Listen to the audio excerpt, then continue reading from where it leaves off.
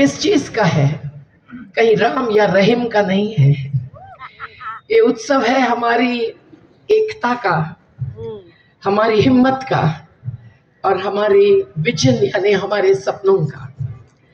आज इसलिए ये वर्ल्ड सोशल फोरम यानी वसुधैव कुटुंबकम का ही सपना लेकर हम लोग यहाँ आए हैं।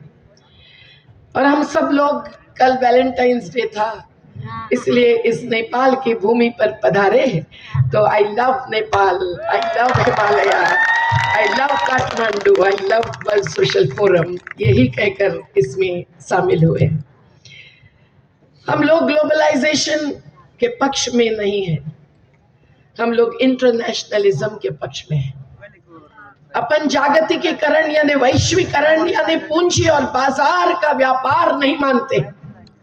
हम मानते हैं न केवल पड़ोसी पर हर अपने अपनी संप्रभुता के साथ चलने वाले, अपनी संस्कृति अपनी प्रकृति बचाने वाले एक एक राष्ट्र को स्वाभिमान और स्वावलंबन के साथ एक दूसरे से जोड़ना चाहते हैं। और इसीलिए नेपाल और भारत की एकता एक है। जिंदाबाद जिंदाबाद। आज हम लोग जानते हैं कि किस प्रकार के चैलेंजेस, आह्वान हमारे सामने है, जो कई सारे वक्ताओं ने यहाँ रखे। सबसे बड़ा आह्वान है हिंसा का। इजराइल और पैलेस्टाइन की लड़ाई जो हमारे दिल के ऊपर बुलडोजर चलाती है, उसके तो सबने बात की है। हम क्या सत्ताहीन है, हम क्या निराश है कि हम उसको नहीं रोक सकते।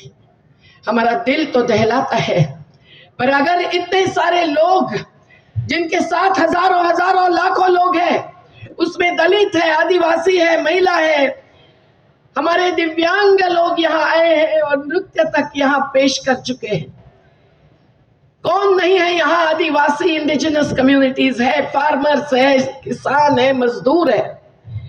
तो हम सब लोग अगर पैलेस्टाइन के और गाजा पट्टी के साथ हैं, तो हम सब लोग हिंसा के विरोध में। हमें युद्ध नहीं, शांति चाहिए। हमें हिंसा नहीं, अहिंसा चाहिए। आज तथागत बुद्ध को याद करते हुए इस नेपाल की भूमि पर हम लोग अहिंसा को आगे बढ़ाने के लिए सब लोग यहाँ एकत्रित हुए। और ये हिंसा किस किस नाम से हुई है? केवल दो राष्ट्रों के बीच की हिंसा नहीं चल रही है, यहाँ एक एक प्रकार का राष्ट्र के अंदर आंतरिक युद्ध भी चल रहा है। भारत से आई हूं तो भारत की स्थिति यहाँ रखते रखते में नात गुजर जाएगी, रात गुजर जाएगी। लेकिन आज जहां राम राज्य नहीं आया है और जहां जाति धर्म के नाम पर एक एक हमले हो रहे हैं, न केवल गुजरात में जहां बड़ा दंगा, अब नहीं, छोटे छोटे हमले हो रहे हैं, न केवल उत्तर प्रदेश में, न केवल मध्य प्रदेश में, हर गांव और गली में हिंसा की घुसपैठ हो रही है और वो की जा रही है। इस प्रकार की हिंसा जो मानवीयता के विरोध में है, जो जीवन के विरोध में है, हम लोग अगर नहीं मानते हैं तो हम नई दुनिया अहिंसा और सत्याग्रही मार्ग से ही बसा सकते हैं।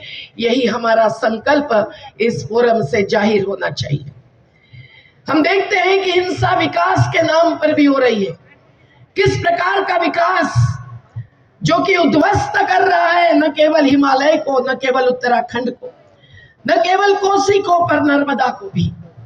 किस प्रकार का विकास जो निसर्ग प्रकृति निर्भर समुदायों की जमीन, जंगल, जल, नदियां, खनिज सब कुछ खींच लेता है। और खनिज लेने के लिए तो मणिपुर में हिंसा होती है।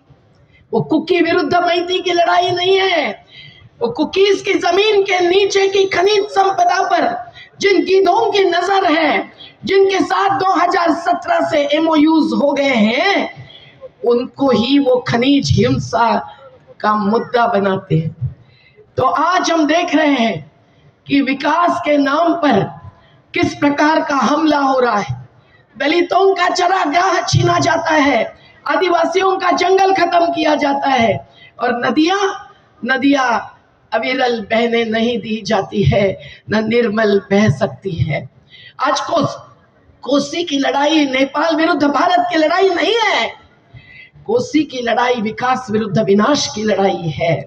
और इसीलिए हम सब लोग एकता के साथ एक एक नदी को, जंगल को, जमीन को बचाने की अगर बात सोचते हैं तो कितने सारे क्लाइमेट जस्टिस, जलवायु परिवर्तन के सामने न्याय के प्रति कटिबद्ध लोगों के सेमिनार्स और चर्चा संगोष्ठियां कल से चालू होने वाली है।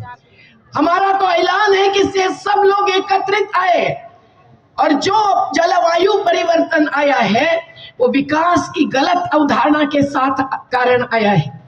टेक्नोलॉजी, तकनीक जरूर जरूरी है, पर तकनीक किसमें नहीं होती है। भोजन खिलाने वाले भी महिला तकनीक का इस्तेमाल करती है। जो आपके अन्नदाता है, किसान, मजदूर, जो हर प्रकार के प्रोड्यूसर से निर्माण करता है, वो क्यों संघर्ष करने के लिए आज मजबूर किए जा रहे हैं, ये सोचिए।